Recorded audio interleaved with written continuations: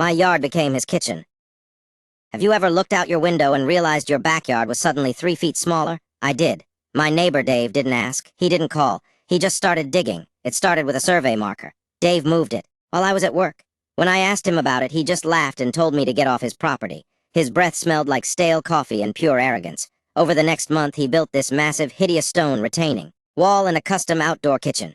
Right on my land. I tried to be nice. I showed him my original deed. He literally crumpled the paper and threw it at my chest. That was the breaking point. My hands were shaking, not from fear, but from the kind of cold rage that makes your vision go blurry at the edges. I didn't scream. I went to the city. I hired the most expensive surveyor in the county and a lawyer who looked like he lived for litigation. We waited. We waited until the very day Dave finished his $50,000 project. The city inspector arrived with a sheriff and a demolition crew.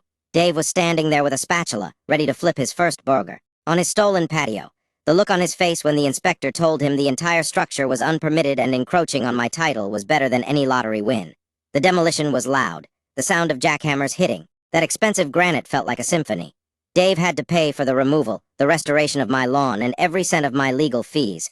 He ended up having to sell his house just to cover the judgment. Now I have a beautiful, empty lawn. Sometimes when the sun hits the grass where his kitchen used to be, I just sit there and breathe in the quiet. Karma doesn't just bite. Sometimes it brings a bulldozer. If you have a neighbor from hell, don't get loud, get legal. Hit that follow button if you think he got what he deserved.